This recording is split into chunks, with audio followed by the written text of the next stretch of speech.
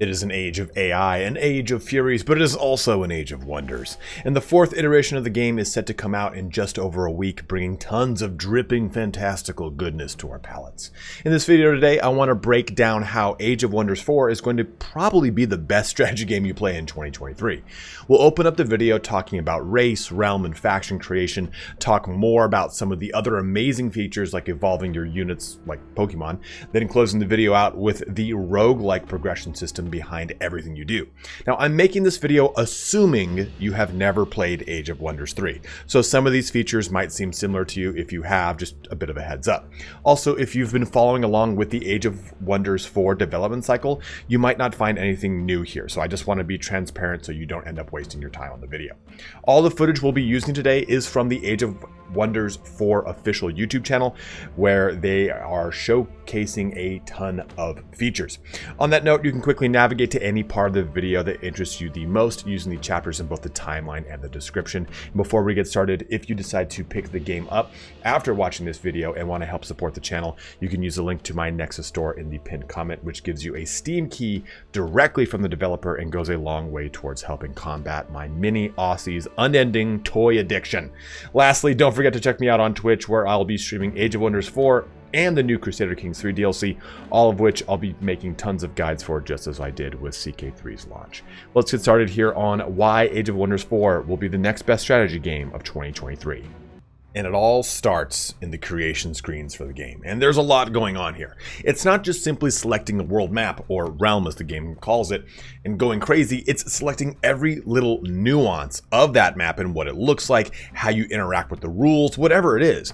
You can go from just choosing a cookie cutter setup, maybe even a random one, but you can also drill down with customizing your realm, going into the realm traits that you can set up, like the geography, filling the world with maybe lava, or making an aquatic realm. You can customize the inhabitants of the realm as well. What I like here is that everything is not a required choice. You can add as many layers of customization here that you want. You want a lava world filled with dragons and freak blizzards? Go for it. Or maybe you want to select the geography and let the rest go. You're totally able to do that. Even further, you can customize the rule set for that realm with both co-op, PvP, or AI rules to encourage faster play with friends, harder play with the computer, or just, wild circumstances. And after you've tailor-built your realm, you can select your faction.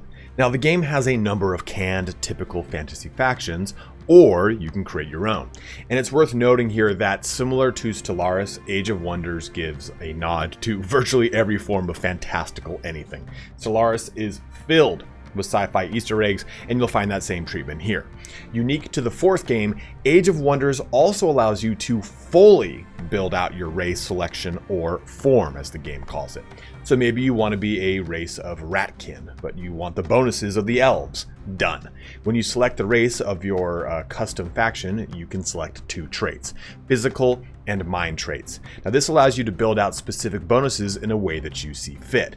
Both of them will give you bonuses predominantly on the battlefield, but they also sometimes can apply to the campaign map. It seems, from what I've seen, very rarely is that the case. It's more often on the combat map, where it either boosts your damage or your resistance, or how quickly you move. Maybe you have first attack, or maybe you'll quickly regenerate health, or regenerate not experience, but you'll gain experience faster, whatever it is. So take the orc attribute of strong and the elf attribute of keen-sighted for whatever form you want to play along or hold dominion over.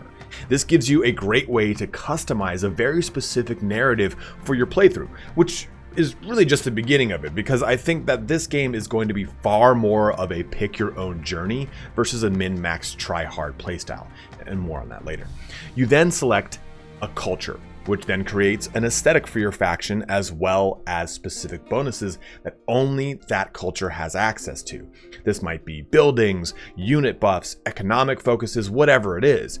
Barbarians, for example, get the Primal Strike ability, allowing their units to deal 8 blight damage. Or dark cultures get a special Cull the Weak ability, which gives damage bonuses and health when killing other units with negative status effects. After your culture, you get your society traits, where you select 2 that will dictate certain bonuses and affinities for you to benefit from. Now, we'll talk more on affinities in a bit, but this is where you really get to spice things up.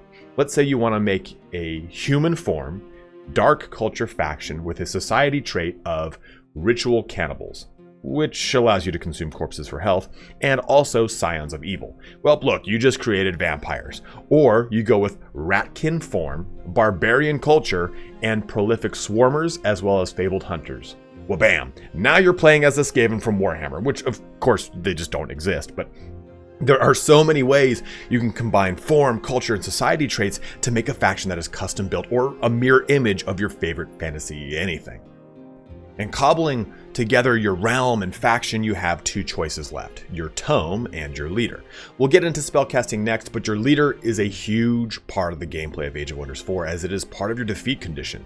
If your leader and your main city fall, so do you. Choosing one of two origins, you can be a champion that has risen up amongst the ranks of your newly created faction, giving civic bonuses to gold income and stability, as well as experience gains for your units and relationship with free cities, the random NPC cities across the map you can either conquer or essentially confederate. Or you can be a Tyrant Wizard King, which doesn't need to be the same faction you just created, having subjugated the faction. They give bonuses to mana, casting points, and casting bonuses in combat. And you can select a ton of different appearance options for your character, unlocking more as you progress your pantheon. Again, we'll get to that in a bit. But from general body customization to actual cosmetics and banner options, this then extends to customizing your faction, and as thus your units, making them your mirror image or maybe vastly different from you, especially if you're a Wizard King. And this also jumps into a massive RPG system where you get to choose different items for your character, different mounts, all these different things, so that your character or this leader, I think it's like a godkin or something like that, is basically exactly how you want them to be tailor built out. And as you play through the game, that's going to evolve and change in so many different ways for you. Now, before you actually go all wild making your Wizard King thing, you select a tome, and these tomes are basically spells that you can use either on the combat map or the campaign map that will provide you bonuses in a variety of ways, but it's not so one-dimensional. After you're done with the creation process, these tomes act as your research tree, giving you what the game calls research cycles, pulling 3 random spells from the tome to be researched, which you will spend one of the game's many currencies, knowledge, towards to unlock. Now, each tome has an affinity, and these affinities act as passive bonuses for your empire, as well as giving you access to special empire trait tree, or a special empire trait tree. And as you go deeper into the affinities of one type of culture, the more traits you unlock for that respective affinity. It's sort of a balancing act though, because each affinity has an antithesis that, if you choose, will cause stability or morale issues for your empire. And these spells can be simple monster summons or a direct damage spell, but they can also be persistent unit enhancements that maybe give a specific unit ice attacks or whatever it is. Maybe it's exploration bonuses. Casting these unit enhancements does cost a per turn upkeep, but it can drastically change how your army plays. Researching enough spells then unlocks another tome for you to pull spells from. And after researching 2 tomes of the same tier, you can progress up to the next tier, which blends spells and abilities from the previous tier. That was a confusing sentence. But for instance here would be progressing to the second tier to get certain keyword bonuses or stacking passives from the 2 previous tomes you researched. This goes all the way up to tier 5, which has just absolutely game-altering effects. The coolest part to all of this is it's really the unit enhancements. You can completely evolve your units from the base ones you get at the start to angelic elves with the help of maybe the faith line of tomes. You can even go absolutely wild and go down a specific pathway to make your units flying and demonic. Ever heard of glowing-eyed, flame-wreathed mole people with bat wings? I haven't, but I sure as shit wouldn't want to be caught in a Waffle House at 2 a.m. with those things flying around. Probably smell like garbage. And you get the point here. There are so many ways you can make your playthrough feel very unique to specific things you want to specialize in, or maybe just go broad, pulling from multiple affinities. The choice is yours. So all this customization is great, but what does it all mean, really? Well, Age of Wonders 4 plays on a hex grid system similar to any 4X style of game. Think the Civ series. But what you get is something of an evolved Heroes of Might and Magic system behind it all. Your armies can move with or without a hero across the map to acquire treasure chests, random goodies, fight NPC armies and factions, whatever it is. Your leader gets levels and has their own RPG system, allowing them to equip different items, even different mounts, like I was saying earlier, so they can become a flying lord or what have you. On the note of armies, when you do encounter fights, this isn't the foppish combat of the Civ series. Nay, this is a turn-based hex grid combat system on its own breakout map, very similar to the aforementioned Heroes of Might and Magic. Your units are broken up into different types: shock, support, defense, scouts, archers, and I'm sure there's others I don't even know about yet. But these each have special abilities, like support giving defensive bonuses to anyone in an adjacent hex around them, or shock, which can negate a defensive stance of a unit. And there isn't just the units you bring to the battlefield too. You can summon more onto the field, or get access to special ones that are relegated solely through the research trees of the tome progression system you're rolling through. There was just so much diversity locked behind the combat system, and it was enjoyable as hell in Game 3, and looks to be even better here in Game 4. On the civic side of things, your starting city can expand to annex provinces around you, adding specific resource nodes to help in your many currencies. And you have gold, draft, production, mana, knowledge, and empire, or I think it's called imperial actually. Each one of these has a specific purpose and sometimes cross purposes. For example, gold and draft resources are used to produce units, while gold and production go towards buildings. And just like in previous games in the series, you can queue up a whole game's worth of improvements to your cities and units, so that thing kind of just runs pretty seamlessly. What I like about that is that it enables me to plan out large swaths of my empire without having to be bogged down by the turn-by-turn management of, say, Total War. Furthermore, you can progress through any of the victory conditions you see fit, such as unifying the land or tearing it all down. It's not just simply about war, and there are other ones geared towards a sort of King of the Hill style gameplay where you have to defeat hordes of monsters for a set number of turns. There's even an underworld map that you can traverse or even focus on if you go with a faction focused towards subterranean dealings. It's so hard to encapsulate the game down to one simple gameplay loop description, because what Age of Wonders 3 did was put you in the driver's seat of so many mechanics, and Age of Wonders 4 does that to such a massive degree. Every single event and thing you encounter in gameplay is dictated by your decisions in creation, and then they are custom built after that point based off of decisions you've made while playing. I know a lot of games say that no two playthroughs should feel the same, but this is truly the case here, since there is so much procedural generation that goes into the map, the events, every little thing you come across that colors your gameplay in Age of Wonders 4. And sitting outside of these mechanics is the underlying thread, the Pantheon system. This is what creates this really unique and interesting roguelike strategy that I cannot wait to delve into.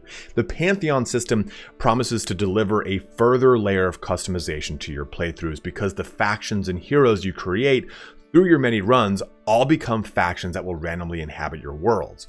So as you evolve them and make them stronger, they will possibly come to be enemies or allies to the next faction you create.